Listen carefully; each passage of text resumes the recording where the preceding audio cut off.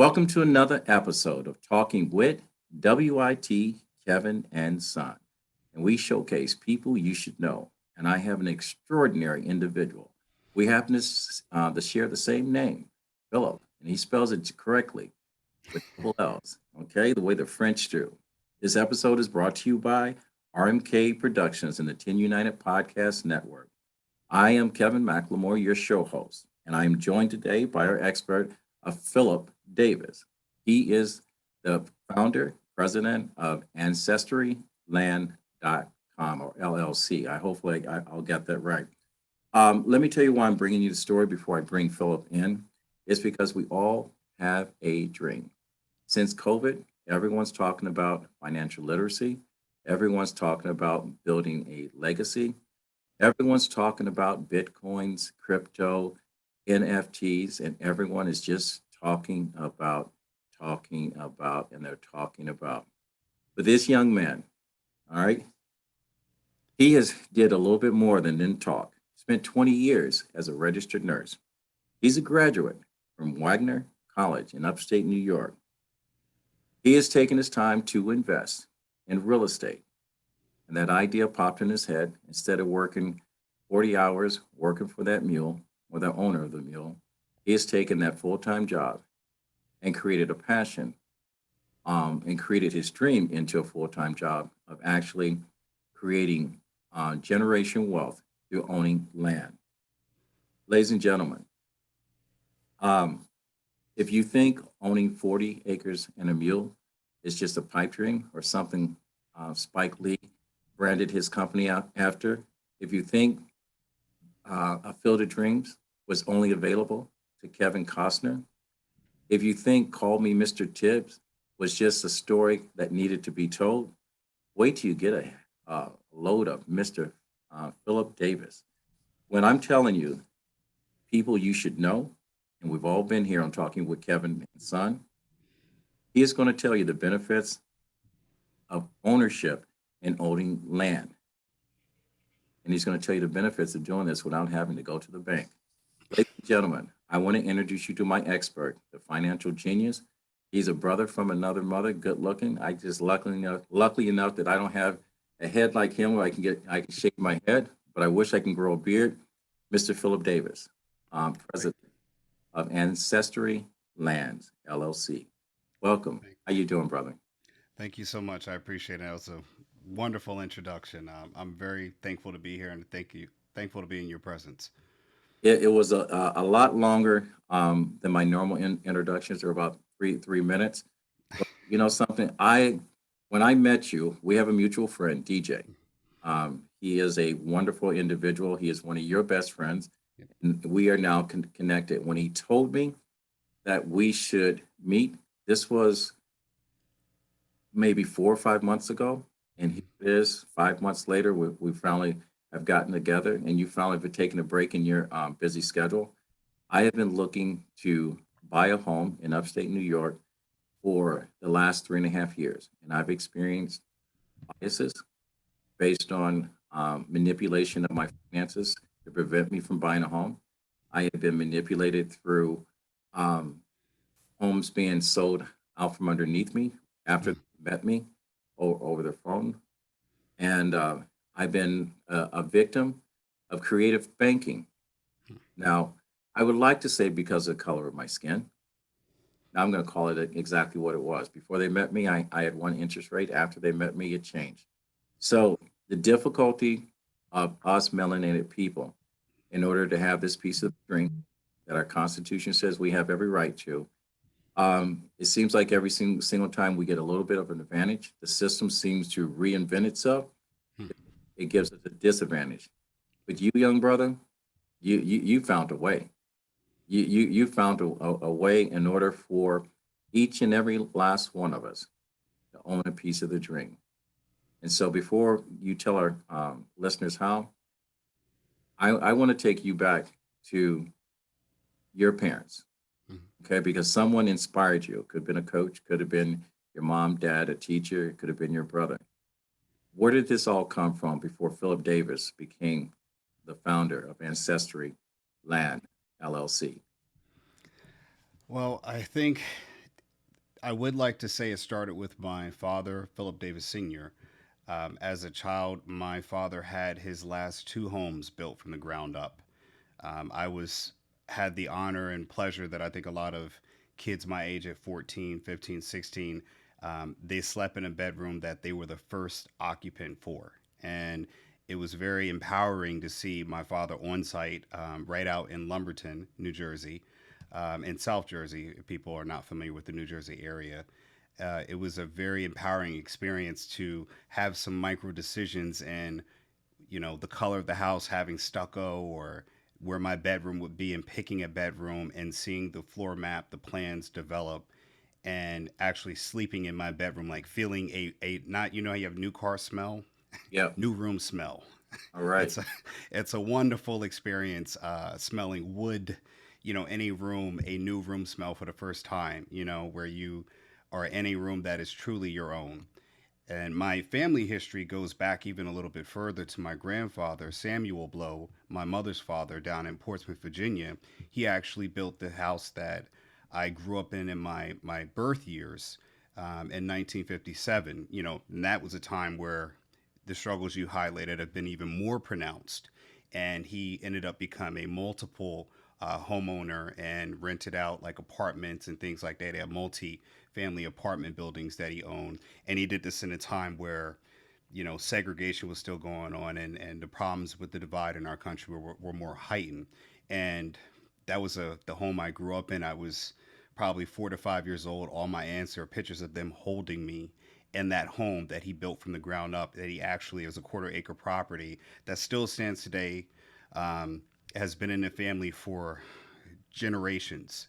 To now, its great grandchildren have babies have walked those floors, and I spent a lot of my time summers down in Virginia in that home. So it goes back, to more of a legacy of building on vacant land ownership, and then building upon that to take that power in your hands. And it was truly inspirational for me to see my grandfather, a colored man in the South at a time where, you know, access to banks and all the restrictive systems that they put in place with interest rates, he took it upon himself.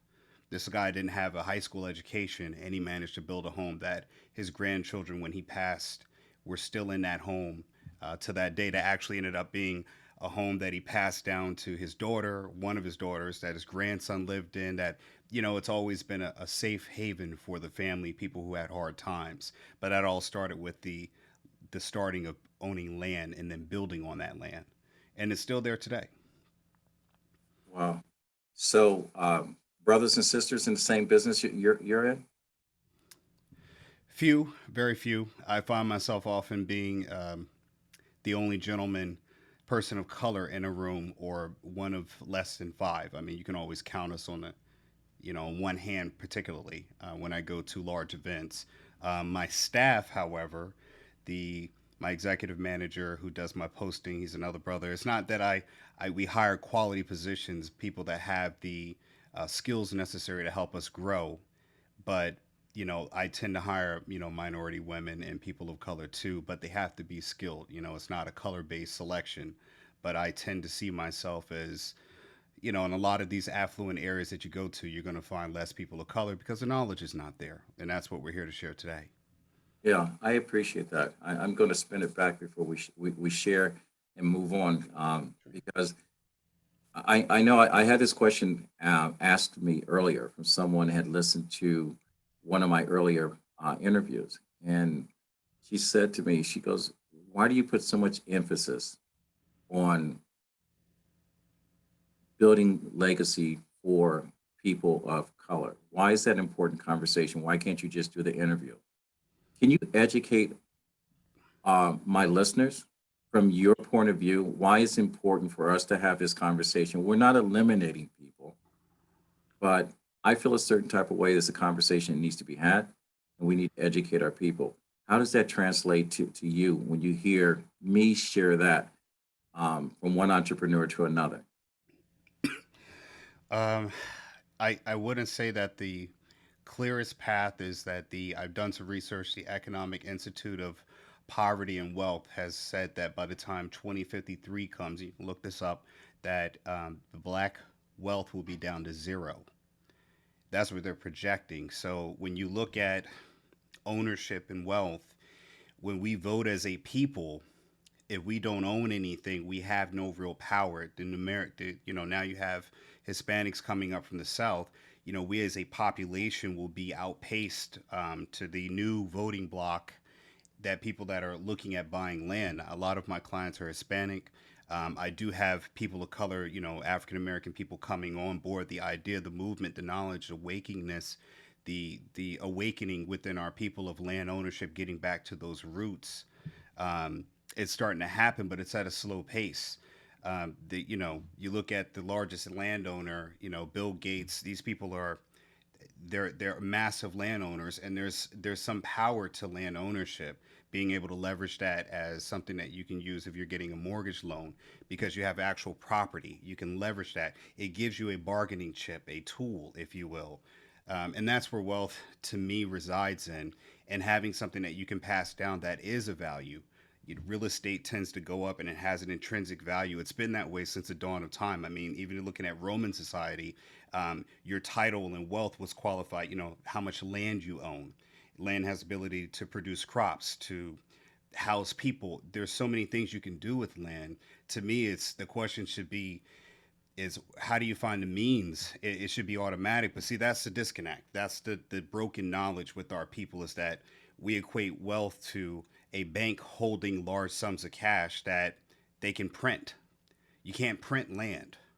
You can't print ownership. But you can print money, and it doesn't value. And now we're looking at the currency being debased. Everything can be changed by someone else's. You don't particularly have that thing with land. You own it. It's going to be there before you. It's been there. It's going to be there after you, and it's something that you can pass down. And it's not going to break down. It's going to stay the same. And you can. There's been a structure on it before, and there's been structures on it afterwards. I mean, look at Colosseum, Rome's, even the White House. These things were built, and we still visit these monuments, these areas today. That's where land is. It's still built on land. Our colleges, high schools, our homes are built on land. Neighborhoods are created on land. Property values are created on land. It all starts with the ground you stand on. Wow. And it's you put that very well. Um, and I hope our listeners can connect it, so that way when I'm asked this question, I can just refer to this video. So thank you for that. But Sure. the other question is I'm going to ask you, all right, Sure. is that 20 years as a registered nurse. Hmm. Thank you for your service, because I know COVID was hard on our people in medicine. 20 years, you graduated, you had insurance, you had benefits. Um, 20 years, I'm going to say that one more time, 20 years. We all, all tell our children, what are you going to grow up to be? What do you want to be when you grow up? You get a degree, you go into a profession, and most people, it used to be in my days, that's where you retired. I always Right. say that's where you died, on someone else's dream. But you saw a big picture. You understood the conversation of having access and liability. Trump Towers is built on land. Someone owns that land. Trump owns the tower, but he pays a monthly stipend to that landowner. Mhm. What was now a liability becomes a valuable asset. Is that the Right. same mindset you have going into the business that you have? And let's dive deep into your first piece of property to where you're at right now. Wow, that's a lot of properties ago. So my initial reasoning for getting into land ownership, I was in Northern California when the big fires happened. I want to say this is probably 5 or 6 years ago. I was in the area that was evacuated. A lot of homes burned down, and after the recovery period, the land itself was selling for hundreds of thousands of dollars. This is Sonoma County near Napa Valley, so the land itself was worth what a home was worth for me growing up. And I'm like, wow, man, they're paying this much for land, and people were rebuilding and building a home and then selling them for much more. Where the California real estate market is going at now. The first property that I bought, it became first about the model of buying land and selling it to make extra money for my family because I saw we're having children. My wife was going to college to finish up her bachelor's degree. And I just said that you need money velocity. You need a way to have more money coming in. And the money can't be by me working overtime. My father was a correctional officer in the prisons in South Jersey. And so much of his life was working 16 hours a day to support us so we could have a great living. And I thank my father every day for that. As a son, I always miss my father. And having children, it was one of those things that you had to I understood as a child I had to give up something to get the life that I wanted, but I selfishly always wanted my dad there. And as a man, I understand that you can't do both when your family needs you financially but your kids need you, in their heart. And land was a way for me to generate an income to help pull me away from the hospital working doubles, because with nurses the money's so good. We work, and we lose life, outside life with our family, friends, that experience. I didn't want to miss my son's first steps. Missing him saying dada as his first word, that was heartbreaking. And I vowed that I needed to do something to not miss those moments again. Fast forward to building a model after having the first property. It's you want to sell it so quickly, but I wanted to offer something that was, it wasn't about me. It was, I saw what I was doing can be the same thing another person can do. Owning property, they didn't need to sell it like I did. They can rent it. They could, like you said, build a structure on top of it, let someone live out of it. They're providing a living space for someone else and they're making money. That structure can change two, three generations in a row, but the family is getting money and creating their own revenue stream, own income. And I said, why does it need to be just for me? That's the part being a nurse that always comes back. You're always thinking about community. And I Right. said, if I need to be able to use my skill set, my knowledge base to acquire more land to be able to offer it to people who can afford it. And it really was about serving the underclass that, they don't have access to the banks. They get, you know, in a situation like yours, they're always looking at how I look. Do I qualify based on how I look when they walk in through the door? I had bad credit. I had a bad years of my life. You always have a stigma when you walk in the door that you're not qualified like everyone else. And I wanted to equalize that by utilizing my skill, my knowledge, to provide people that pathway to ownership. And a lot of people are taking advantage of it. And it makes me feel good at the same time, knowing that I have a legacy of my community. What I've done is so much bigger than me. That's what my kids are seeing too as well. And I don't know where they'll take that. Now, Philip, I love what you're doing, Hmm. but I've got to sit in the seat of a person listening to this that says, "God, I wish I was born into Philip's lifestyle. I wish Dad could fund me or front me the first little bit so I can get this." How do you answer? How do I get into the game? How do I fund this? Or Right. or am I painting the wrong picture that Daddy did not fund your dream? No. If I'm wrong. Yeah. No. When I when I went to do this, my when I went to start this, and most people, anyone who's got a business that will tell you that the first thing you do in a business is you go to everyone that you know and you try to bring them in. You try to offer them. Mine wasn't a funding. And let me just say this: as a nurse, as a man, my father raised me. After watching my dad do doubles, and his work ethic, there wasn't a come and ask dad for money. As my father said, if you want something, you got to get out there and work for it. Even if I give you money, what is that going to do to motivate you to do for yourself? And that was a lesson. Very young. I used to shovel people's driveways when it snowed outside to make money, and my parents didn't have to ask. We looked at it as an opportunity: rake leaves in the fall, cut grass in the summer. So I would say that it's not going to ask dad for money. First thing I had to do is do my research, and do a lot of my own investment. I actually worked doubles like my father to get the revenue up to learn first how to do land, how to buy land and invest in land. And it's a very rocky learning lesson. There's a lot of pitfalls and a lot of mistakes. Where I would say a person can benefit from what I have learned is that the properties we offer on ancestry lands is a place where there is a huge migration of people moving through that are settling in these areas. There are properties that have already been vetted, so you can shortcut the knowledge, the needing to pay large amounts of sums of what I paid, and then going out and fumbling through buying properties by simply buying the properties that I've targeted, that I've been selling for 4 years in the same city, same area, that now Mike Tyson has invested into as well. And I'm in an area where, people are seeing their property values rise 25, 30% just off the properties they bought from me this year or last year.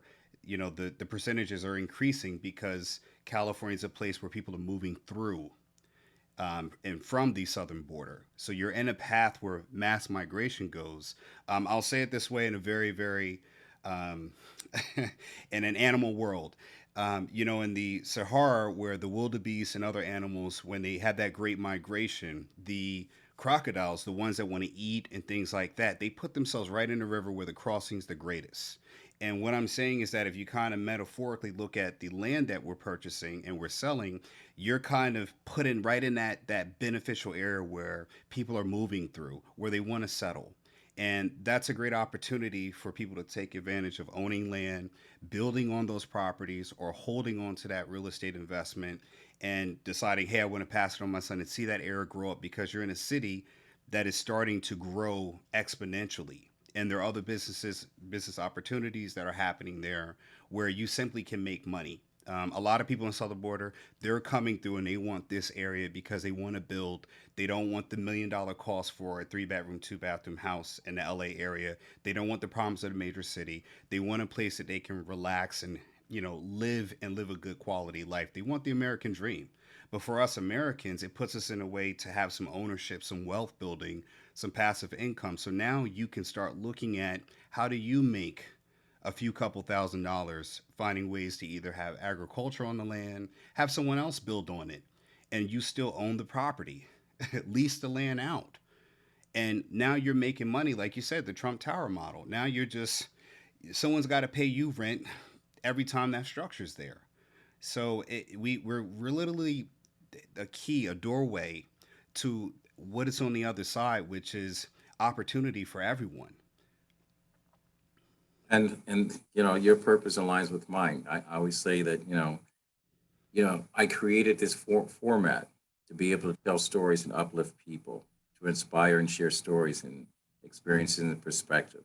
But I've also created, talking with Kevin and Son and RMK Production, to create hope, helping other people every day, which is the reason why your story is important.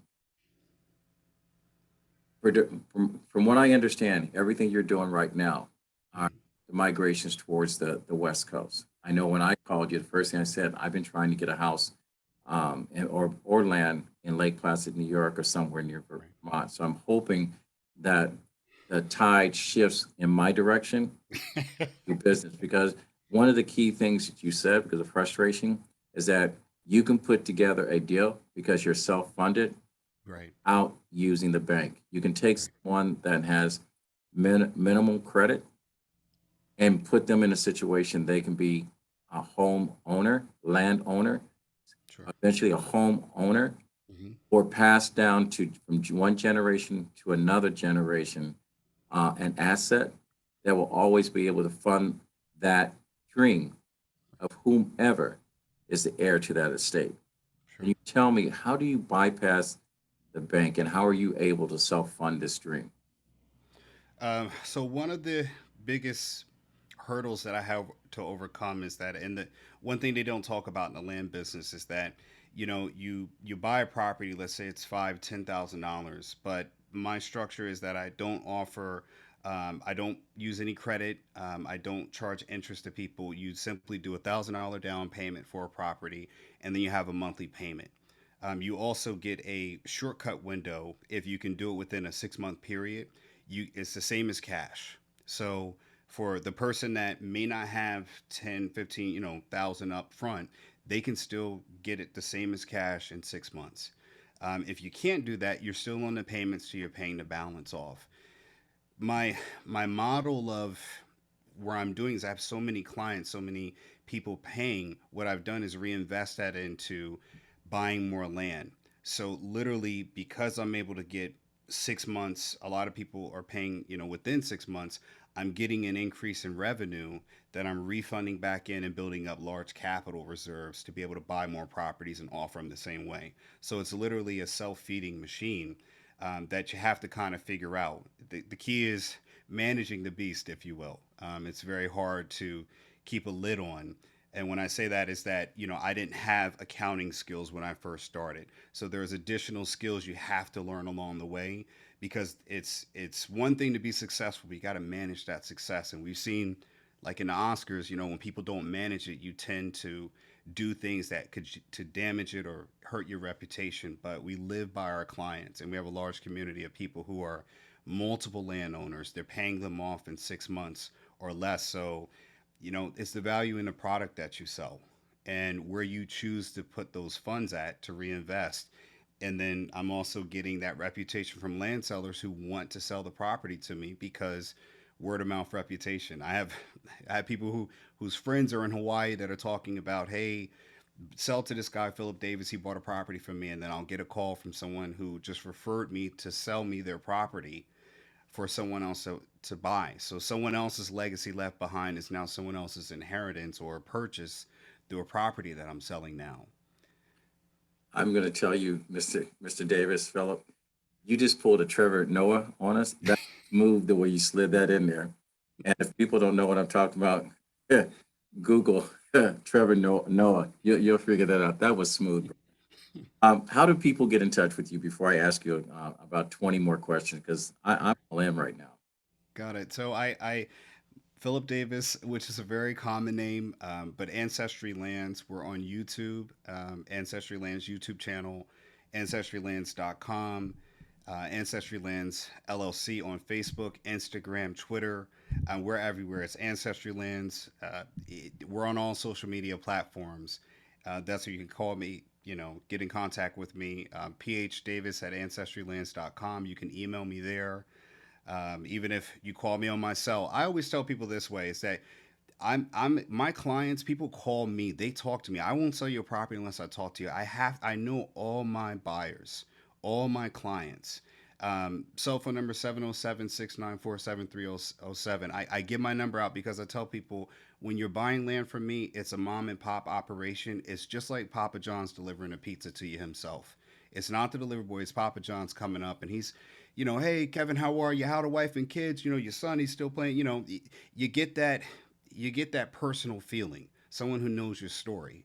So that's how I am. I'm out in the open. You can Google me. I'm out in front and center. I want people to know who I am, and I want people to trust what I do, and I want people to use me to be able to build that wealth and passive income, whatever their dream is in life. And they talk to me about it, and I find ways to tell them, let's make it happen.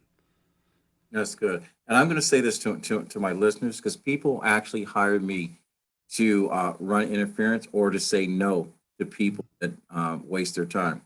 This young brother is a father. All right. Father of two, soon to be a father of three. He has worked his butt off in order to be in the position that he is in right now. Do not call him to put him down, to tear him apart. Do not call him to put another obstacle in front of him because of who he looks like or who you think he is. Call him when you're ready to move forward. All right. It's okay to call and get an education, but don't be a roadblock for someone else not to be able to get to him. Don't discourage this man. Call him if you are in a position that you're ready to make a life changing decision. All right. Um, I know there's the roadblocks been placed in front of you. Are you planning to do any workshops in order to teach people how to do this? Are you planning to, I'm going to ask you another question, planning to expand what you're doing in the West Coast to the East Coast? Because I'm personally interested. I'm personally interested. And I'm going to tell you, The people that follow Talking with Kevin and Son and RMK Productions are people that have a very high call to action. These people don't mess around. They don't stop and drive by an accident. They stop to help. You know, I've had 4 people to this date that have their ask, their dreams come true because people got up out of their chair, looked out their window, and walked through the door and helped them. And so I'm going to ask you that same question at some point. But I also want to ask you, all right, when's the workshop? How do we get in front of you with pen and paper and say, well, this is the first step and whatever? Can you walk us through that process and tell us when we can see the Philip Davis show?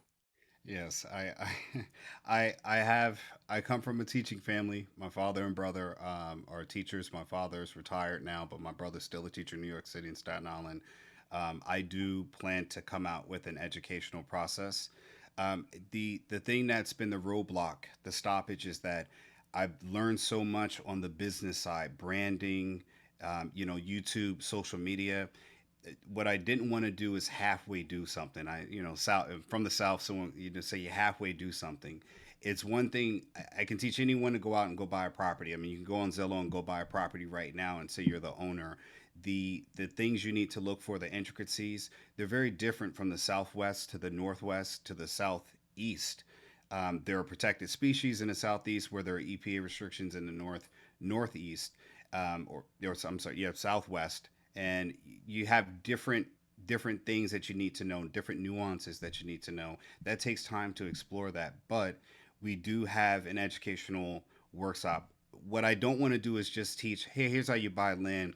I want to be able to teach people the basic understanding. I call it elementary school. It's just land 101. But I also want to teach people how to build a business, how to do your own accounting, how to get to the point where I am to replicate myself, and then also say, here's the skills that you need to run a YouTube channel. Here's how you run, video editing, those components. So now they have land, they can do that, but they have other skills that even other land investors can say these are employable skills.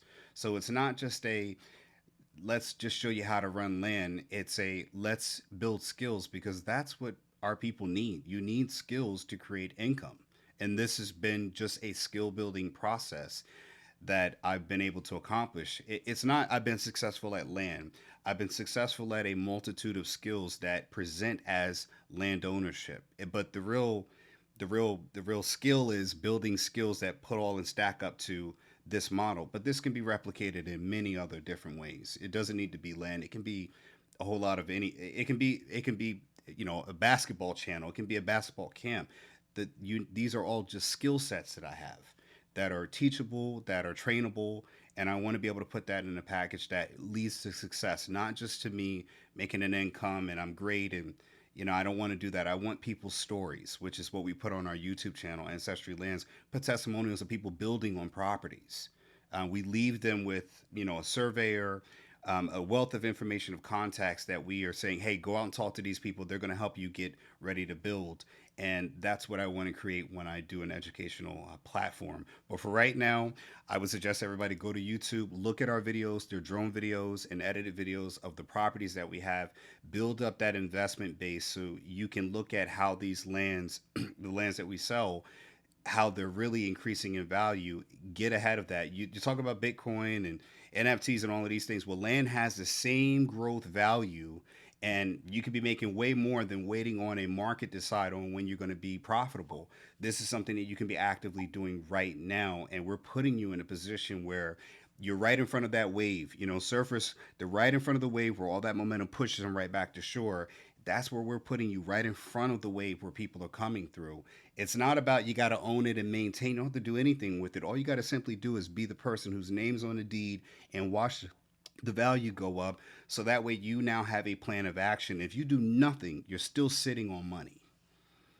It's all right, man. I'm gonna tell you, I'm not gonna toot my own horn and say all the things that RMK production does, but podcast. You need a podcast. And if you need a team to surround you that can do all the editing, do your website development, whatever, I know a company that can do it. Yours truly, we do all that for you. But I'm going to tell you, we need to have access to you weekly, not just on YouTube. We need to put you on a global platform. Um, this is going to be a personal question. Okay. Sure. Everyone always asks, what would you tell your 16-year-old self? And I'm not going to ask you that because I think it's a stupid question because you're not even 35 years of age yet. You're still a young man. But what I am going to ask you is that the knowledge that you've acquired today, Mhm. if you were to put it into a capsule and bury it, Right. 60 years from now, your oldest daughter, your son, and your newborn were sitting around a table and open up that time capsule. What are you going to leave them? What's the conversations and lessons of life are you going to leave them? Let's open up that time capsule. Okay.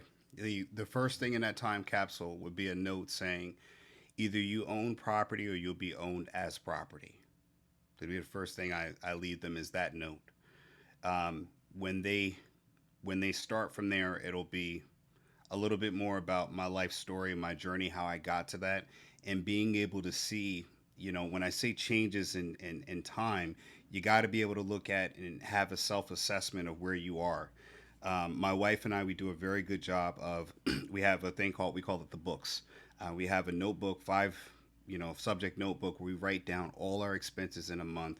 We have another book where we write down all our income for the month. And we literally look at that and can see changes in our finances, where we're spending at, where things are going to at, we're spending too much on, where we need to cut back on it. We started doing this when we were dating. This is about 10 years ago now. So it was a very hard concept of her to grab onto, but you got to be able to look at your budget, where your ins and out are coming for. It's kind of like an old school checkbook, but it's more on a global look. And once you start doing that, I've done this with my brother. I remember my brother, he told me when he graduated college, I can't save $25 a month. And we still laugh about that. But you got to know whether you're in, you're in the black or the red. The black being good in business, or the red, you're running up too much of a deficit. But a lot of people don't sit down and just look at their finances. And that's what I would tell them is that I could show you how to do this land investing. I could give you all the money in the world. But if you can't manage finances, if you won't take the time to spend some energy on looking at your finances, you're not going to be successful in anything. Um, that being able to do that has translated into having a successful business, and that's where I would start them at. And that's where this kind of springs from, is being able to look at our finances. So when we're having conversations in our relationship, in our marriage, we're talking about, well, we spent too much on going out, and you don't have to have some complex system. You don't need a Google spreadsheet. When you're sitting down writing it down, the effort and you're doing it, you're spending time looking at it. When you type in a number, it's done quick and it's away. When you have it on paper, you're looking at a whole paper on your household income, your miscellaneous, your groceries, your gas, your medical, and then what do we have? Fast food. And we just Right. have those six categories where we put it down, and we're able to kind of see each month, here's what we made, here's what we spent, here's our profit, here's what we're going to save. And now it allows you to say, what am I going to do with this extra money invested? Now you have that, here's where I'm going to go next. But it starts there at the center. And I would tell them, if you can't master this, don't look in this box any further. Boy, that's love. That is real love because you leave them because I always say education is not designed to make you comfortable. It's designed to make you think, and that's just what you did. And I'm hoping that other parents will listen to what you put into your time capsule, and for their kids when they play this video back, because this is going to remain in the universe Right. long after you and I are gone, and your kids are going to be able to play this back and forth to their kids, to your great kids, to your great great grandkids, Mhm. and the legacy lives on because this story is necessary to be told. It's a story needing to be told. I ask this of 99.9% of all my guests that come on my show, and I ask this because you know we're all one turn of a key to a lock of a door that's open between where we are to where we want to be. And on the other side is our dream. If you had that one ask, and that one ask could be granted, what would your ask, be? Um, Can we give 1 second? I gotta. Sorry. All right. My listeners, this is such an empowering story.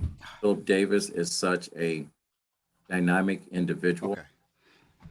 All right. Sorry. I hope you guys have taken his information down. I'm going to ask him to repeat his phone number a little slowly because some of Sure. you guys are driving, pulling out of Starbucks. And I'm going to ask him to do that again while he's addressing his one ask. Sure. Um, Philip, I'm going to go ahead and let you have the mic. Okay.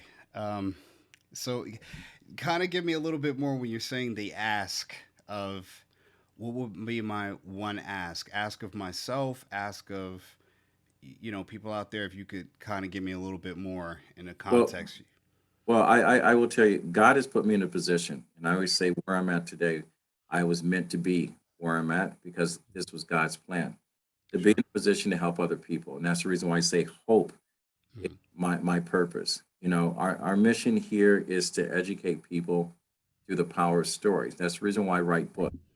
I have an award winning book called Sprinkles, the True Spirit of Christmas. It's all about being kind to people, less to do about Christmas, but just overcoming our own biases. I use Right. Christmas as a vehicle for people to open up their heart. Okay, Sure. by the time they get to the end of the stories, things have changed.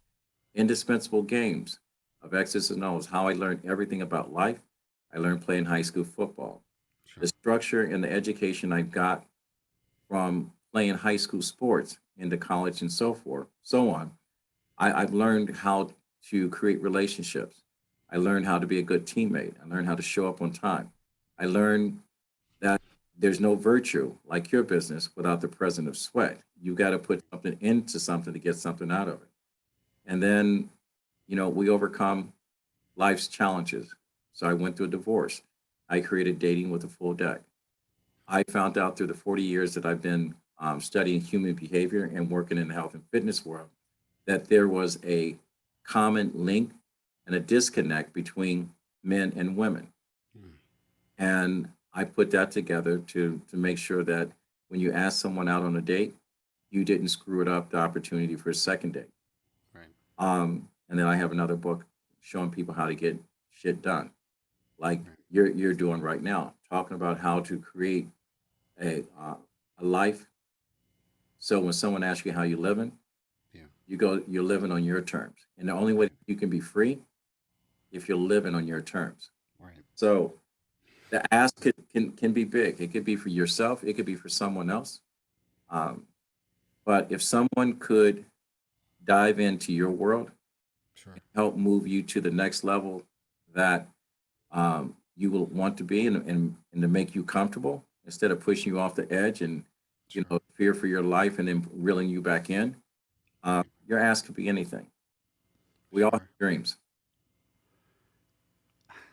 My my ask could only be one thing, if I had to think of in my heart of hearts, is that, um, to push me to the next level,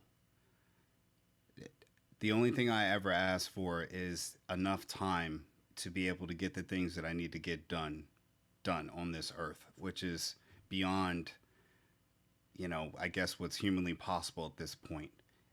I do believe that for me to get where I'm going to go, I'm trying to awaken, or at least bring a light to people that they don't know this is out there yet. And I'm trying to show my children every day by example of the things that I do, and I show them a little bit more each day of what I do, and it's a slow process. It's a journey.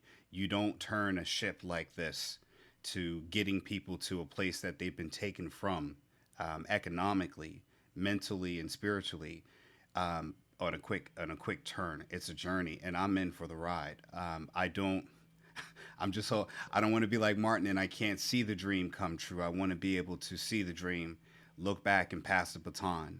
That's the only ask that I would have, is to be able to say I'm leaving this business, this vehicle, this access to a legacy to my children, my grandchildren, where they now are the guardians or stewards of legacy, access to people. They're always in a position to service the people that are in need of where others have gone and come to and own now.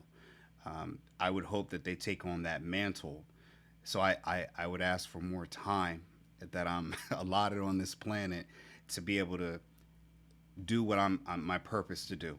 And that's all I could ever ask for is enough time for me to do that, to do exactly the things that I'm doing. I feel like I'm right where I'm supposed to be at in life. And my children are being groomed and shown this is where we own property. We just these people are using, and their stories are the stories of my clients are being told to my children as they grow up. So they're already being, I want to use the word indoctrinated, but they're being shown, they're in their formative years, that they're coming from a family of landowners, land ownership.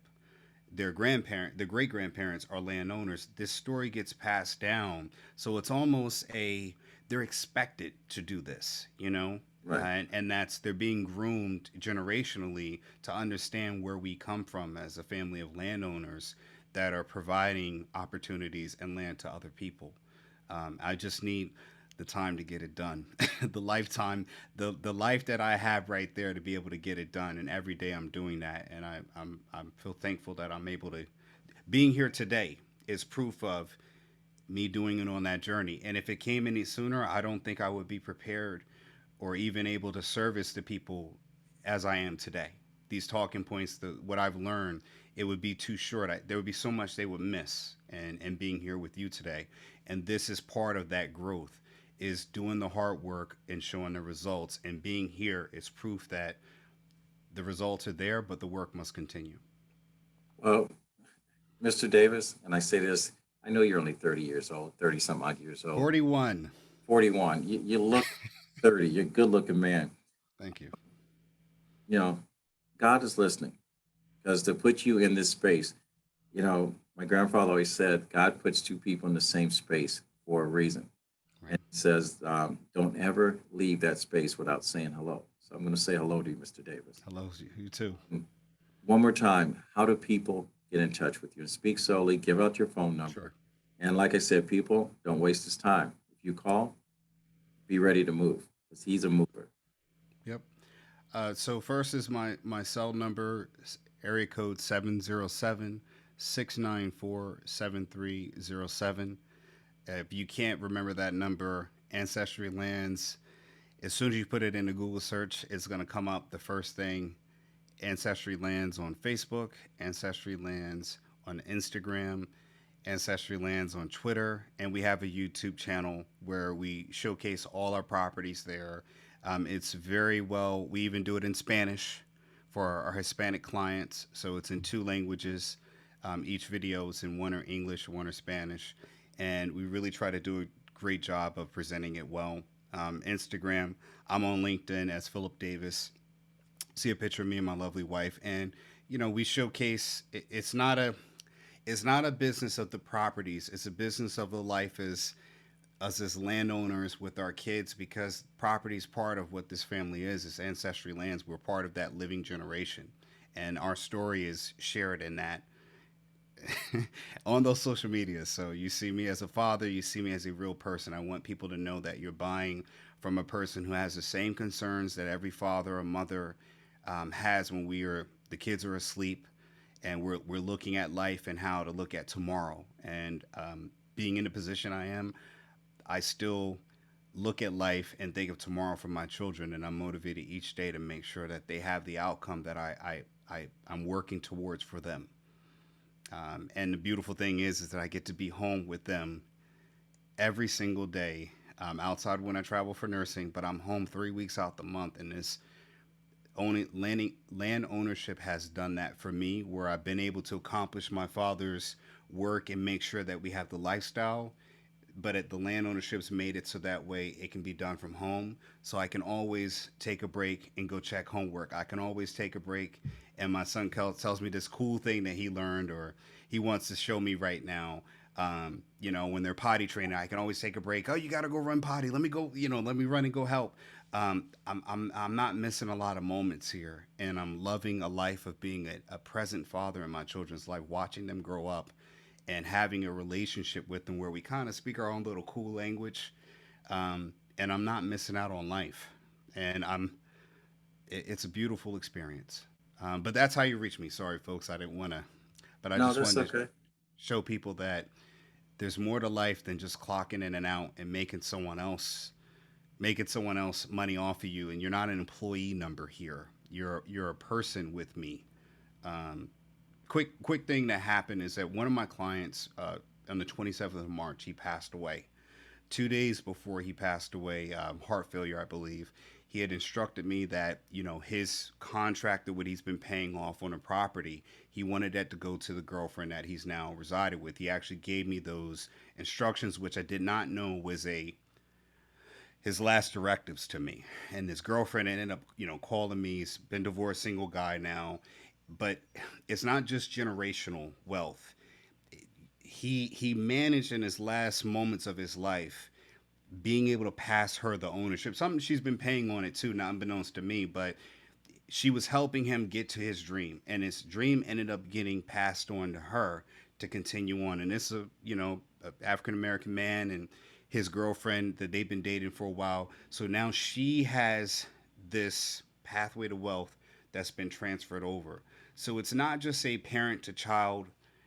It works in more than one way, and I've never had that happen. I'm so sorry to lose my client, but I taking care of his last will, what he wanted, his direction to me. It was so empowering to me that know that it's not a transfer down, it's a transfer over, transfer up. You just never know how this the when I say the wealth of land ownership is transferred from person to person. And it was his girlfriend that he left it to, that he's leaving her this ownership pathway into a life. So it's not just his family, it's her family now that can benefit from that. And And it's a very touching thing that happened, and it's proof that ownership is transferable. and believe it or not, Philip, you just transferred over emotional ownership, not only to from you to myself, but to our listeners, because you mentioned something.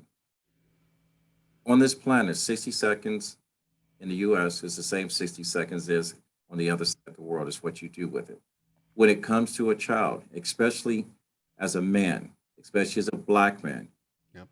you get hired to work 40 hours a week, but you end up working 62 hours a week. You have to think of the deposit you're making versus the withdrawal that you're taking away from your family. It should be the other way around. Use the conversation, my listeners, that Mr. Davis has given you to say, well, where your priorities lie. Create a system that will allow you to have that freedom to not miss a birthday, not miss a wedding, not miss a birth of your grandchild, not miss a moment of just watching the sunset and the sunrise, and appreciate what you have. And I want you to look at this business that this young man has created. And he's a young man and he's asked for more time in order to do more work, do more of God's work. Look at this business, because this business has already been laid out as a game called Monopoly. Yep. All right. So when you play that game, what's the first thing you acquire? Land. All right. What's the next thing you acquire?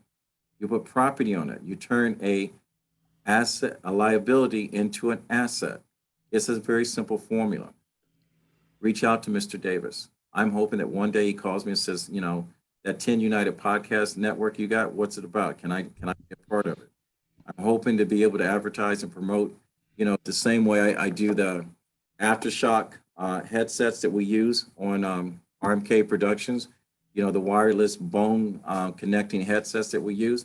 I'm hoping that he comes back and he creates a workshop that I will personally be the first to register for, to sit in, to find out how I can connect East Coast business to Mhm. ancestry land.